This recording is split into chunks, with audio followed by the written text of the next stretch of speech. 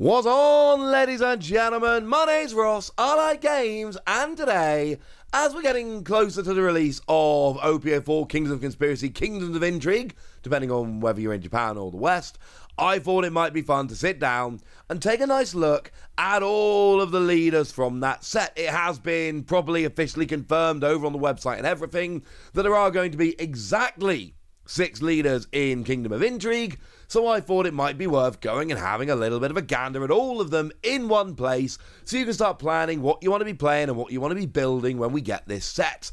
Now, I will say, and this is obviously very much a personal thing for me, but as far as I am concerned, there are 2 leaders here that really just jump up above the others, and I'm going to start with Nefertari Vivi. Now, brief kind of aside here, I am just coming to the end of the Alabaster arc, reading the manga, so I'm kind of loving Nefertari Vivi right now. But this leader I loved long before I started reading the manga. Because what we've got here, now this is a new thing in OP-04. 5,000 power, 5 life. But it's a dual colour red and blue leader, which of course wasn't a thing. Pre-OP-04, there was no such thing as a dual colour leader that had other than 4 life. That was always the way. Here, they've introduced this new thing where you can have 5 life, but you give up your right to attack. So basically the rule here is, yes, dual colour leaders can now have 5 life, but the ones with 5 life can't attack. You can be happy about that. You can be sad about that. Doesn't really matter, honestly, ladies and gentlemen. That's the way it is. So you give up your right to attack, but we know at this stage that there's actually a bunch of characters around which are taking advantage of that. The Koza, for example, from the same set. When attacking, you can give your leader minus 5,000 power to give this character plus 2,000 power. So then it's a free cost 5,000 power like a vanilla card, but it's got counter plus 2,000, which is awesome. And generally giving your leader minus 5,000 power would be rubbish because they wouldn't really be able to attack. But of course, if your leader can't attack anyway, who really cares? But what I really like about Vivi here is the fact that activate main once per turn, pay 2, draw a card, and up to one of your characters gains Rush during this turn. Rush, of course, being that rather phenomenal skill, whereby you can attack the turn you play the character. Incidentally, I unashamedly want to just make a massive Rush deck. All I want to do is play characters with Rush. And this means that once per turn, I can give one of my characters Rush, and that's amazing. Although, side note, there is also a secret rare Vivi in the set, which says that all of your characters of a cost of 3 or more gain Rush, all of your red characters, I should say. So your blue characters or your characters of a cost of 3 or less can get Rush with the leader. And yeah, between how cool Vivi is in the manga and these 2 cards, I am very, very excited about this moving forward. But that is not the only exciting leader we get here. So the other dual colour with 5 life that can't attack is Rebecca. I've not got to the Dressrosa arc yet, I am sorry. Now again, you cannot attack, but again, it's not the end of the world, because they've gone and given us characters that essentially know that the leader isn't going to be able to attack, so it's okay. So like in this particular set, we're getting ourselves a Cavendish as an example. And the Cavendish is, well, it's a pretty cool card, quite frankly, because Dawn X1, you can attack active characters, and when attacking, you can rest your leader to KO up to one of your opponent's characters of a cost of 1 or less, and trash 2 cards from the top of your deck. And generally speaking, having to rest your leader would be a bad thing because you're giving up attacking, but that's not the case here because Rebecca can't attack anyway. We've then got activate main once per turn, pay 1, and then if you've got 6 or fewer cards in hand, look at 2 cards on the top of your deck, reveal a Dressrosa card and add it to your hand. So it lets you go and search out Dressrosa cards. It is a Dressrosa leader. That makes perfect sense to me. Still not 100% in favour of this one, not when I kind of put it side by side with Vivi, but blue and black leader, go and search out your Dressrosa cards to give yourself a lot of extra consistency. Could be pretty good. Speaking of could be pretty good, Queen. Now here we've got dual colour, 5,000 power, 4 life, it's purple and yellow. And here obviously you can attack, so you've got 4 life. Dawn X1, when attacking, If the total number of cards in your life and hand is 4 or fewer, draw a card. If you have a character of a cost of 8 or more, you may place up to 1 card from the top of your deck on top of your life instead of drawing a card. So this on the one, I mean, look, if we look at Queen, this looks phenomenal. There are many things to get very excited about when we look at Queen. But... oh, I think I said purple and yellow. I meant blue and yellow. Honestly, being colorblind can be an absolute pain. Everybody be happy there's a little color wheel in the bottom left-hand corner. This is definitely blue and yellow. We'll see Crocodile in a minute. Crocodile is purple and yellow. So blue and yellow here. Don X1, when attacking, you do all this stuff. But here's the thing. It's not just Don X1. Because you only get to draw a card if you've got 4 cards or fewer in your life and hand combined. And then you only get to put a card on top of your life if you've got an 8 cost card in play, an 8 cost character card. And that's a bit of a problem because both of those are awkward. Don't get me wrong, as you get later in the game, you're going to hope to get an 8 cost or higher character out. But by that point, we're pretty late in the game. Although I suppose the theory is, yeah, sure, we're late in the game, but I'm now recovering a bunch of life and there's nothing you can do about it. But if you don't draw into your 8 cost or whatever, then this fails. If you've got too many cards in your hand, this fails. It doesn't kick in until later in the game, so you're adding up hand and life anyway. And this, I am sure there's going to be some really good players out there that make good Queen decks. But I look at this and it gives me anxiety and I just don't like it, ladies and gentlemen. I just don't like it. But like I've said, I'm sure there are a bunch of other people out there that do.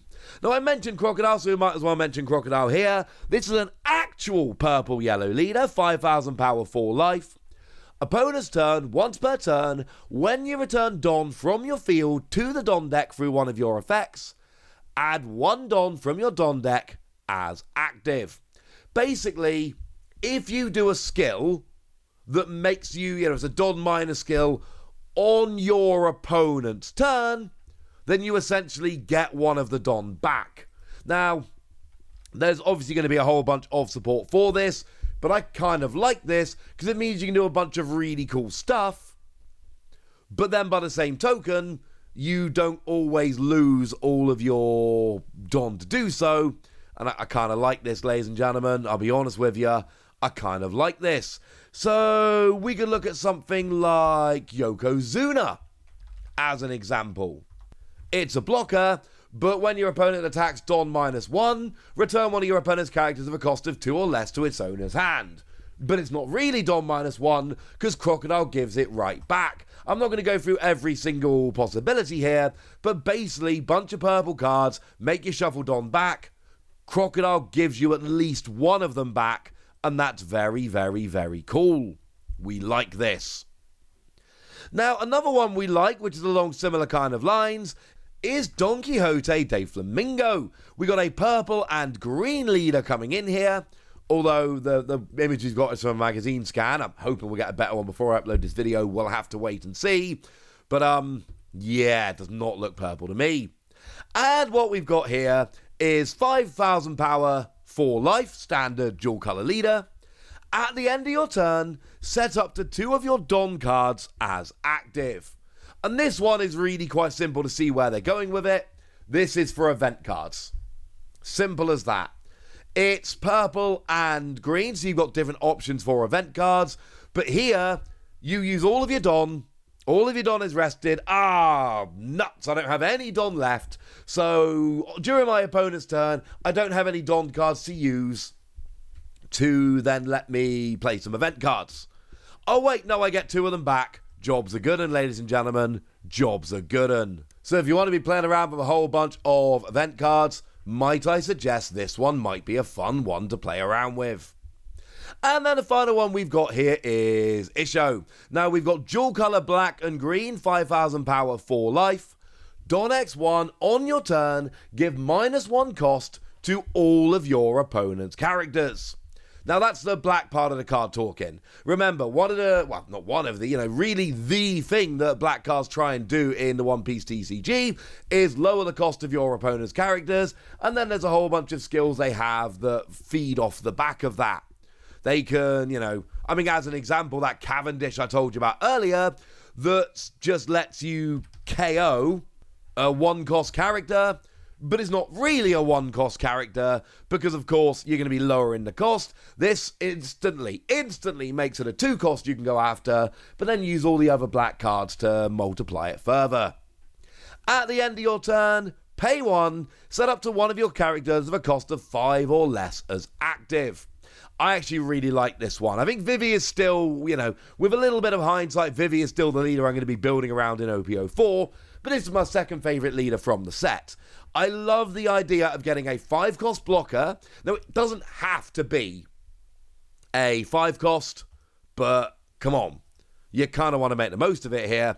I really love the idea of having a 5-cost blocker that I can use on my turn and rest and attack with and all of that good stuff, but then know that I'm getting it just right back to block with for my opponent's turn.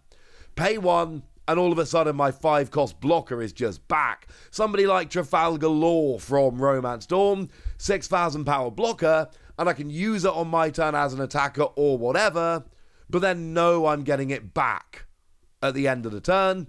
I kind of love it. I absolutely love it. So there we go, ladies and gentlemen.